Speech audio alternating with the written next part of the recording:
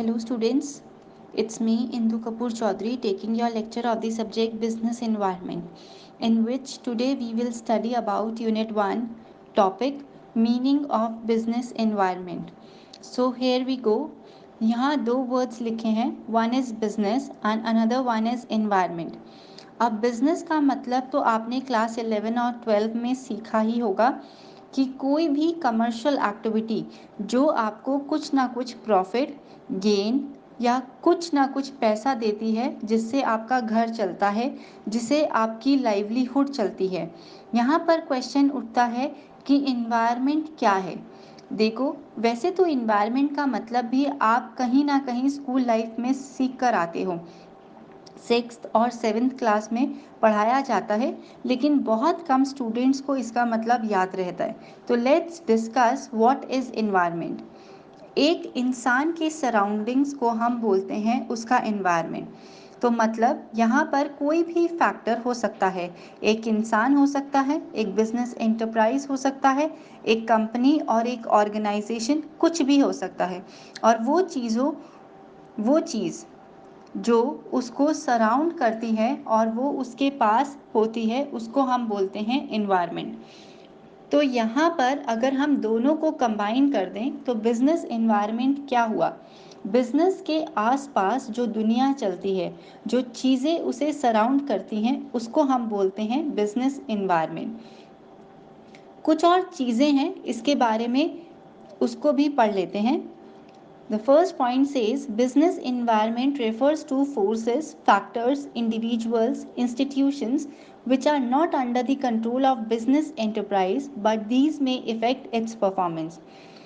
ये चारों term forces, factors, individuals, institution आपको अपने आंसर शीट में लिखना ज़रूरी है।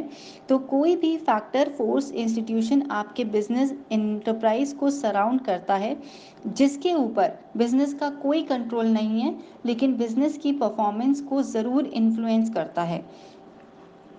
फॉर एग्जाम्पल, मैं एक इंडिविजुअल हूँ, मेरे पड़ोस में बहुत अलग अलग किस्म के पड़ोसी रहते हैं।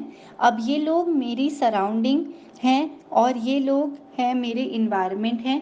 तो मैं किस इन्वायरमेंट में रह रही हूँ? पड़ोसी से घिरे हुए इन्वायरमेंट में तो रह रही हूँ। एक पड़ोसी बहुत झगड़ालू है, क्या मैं उसको समझा सकती हूँ? ऑब्वियसली नहीं, मेरे ऊपर कोई कंट्रोल नहीं है, अनलेस वह मेरा रिश्तेदार है या मेरे साथ उसका कोई लिंक है कि मैं उसको समझा पाऊँ। पर अगर आपके लिए वो स्ट्रेंजर है तो आप ना ही कुछ उसे बोल सकते हो। तो इसको बोलते हैं कि आपके इन्वायरमेंट में आपका कंट्रोल नहीं है, पर वो आपकी परफॉर्मेंस को अफेक्ट ज़रूर कर सकता है। यानी कि वो इंसान मेरे घर के बाहर अपने घर का जितना भी कूड़ा होता है वो गिरा देता है। तो चाहे मेरा मूड कितना भी अच्छा हो, लेकिन बाहर निकलते निकलते वो मेरा मूड खराब कर देता है। तो ऐसा इन्वायरमेंट जिसका आपके ऊपर इफेक्ट भी हो लेकिन आपका उस पर कोई कंट्रोल नहीं हो, उसको हम कहते हैं business environment. The second point says, in simple words, business environment is the surrounding in which business exists. एक ऐसी सराउंडिंग जिसके बीच में आपका बिजनेस चल रहा है, उसको हम कहते हैं business environment. Third point says, thus the economic, social, political, technological, legal and other forces which operate outside business enterprise are part of business environment. अब इसमें जितने भी वर्ड्स लिखे हैं उन्हें ध्यान से सुनना, क्योंकि इन सब वर्ड्स को हम आगे पढ़ने वाले हैं। ये सारे वो फोर्सेस हैं जो बिजनेस को इन्फ्लुएंस करते हैं, चाहे वो टेक्नोलॉजिकल हो, इकोनॉमिकल हो, पॉलिटिकल हो या फिर सोशल हो। सो ये सारी चीज़ें कहीं ना कहीं आपके बिजनेस पर इफेक्ट डालती हैं। अब मेरी अब मैं कहती हूँ कि इसके बारे में पढ़ना क्यों ज़रूरी है। इसके बारे में बात करते हैं। आप एक इंडिविजुअल हैं, आपने सोचा कि मुझे एक बिजनेस खोलना है। आपने सोच लिया ऐसा, लेकिन अब आप किस एरिया में बिजनेस खोलने वाले हैं, किस कंट्री में या फिर किस स्टेट में अपना बिजनेस खोलने वाले हैं, वो काफ़ी ज़्यादा इन्फ्लुएंस करेगा आपके बिजनेस को।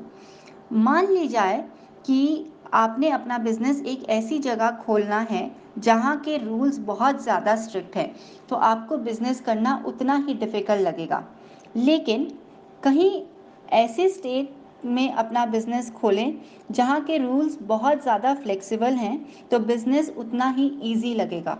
और मान लिया जाए स्टेट की गवर्नमेंट है और वो अलग अलग रूल्स निकालती रहती है बिजनेस पीपल के लिए, तो वहाँ भी बिजनेस करना डिफिकल्ट लगेगा। इसलिए आपने देखा होगा कि पूरे इंडिया में हर कोई बिजनेस नहीं करना चाहता और हर एरिया में नहीं करना चाहता। इट्स नॉट लाइक कि इवनली स्प्रेडेड है। हमारे यहाँ का बिजनेस कि एमपी में भी जितना बिजनेस होगा उतना ही महाराष्ट्र में होगा, उतना ही यूपी में होगा, ऐसा नहीं होता। अलग अलग स्टेट्स में अलग अलग तरीके के बिजनेस होते हैं और उनका कंसंट्रेशन भी वैरी करता है।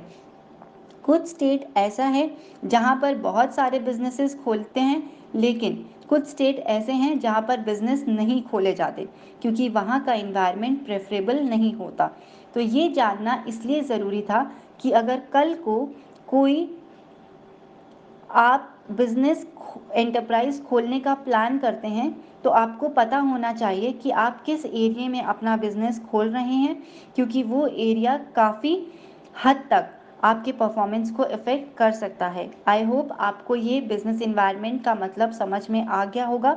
अगर कोई भी डाउट हो तो you can comment me on Google classroom comment box. Thank you.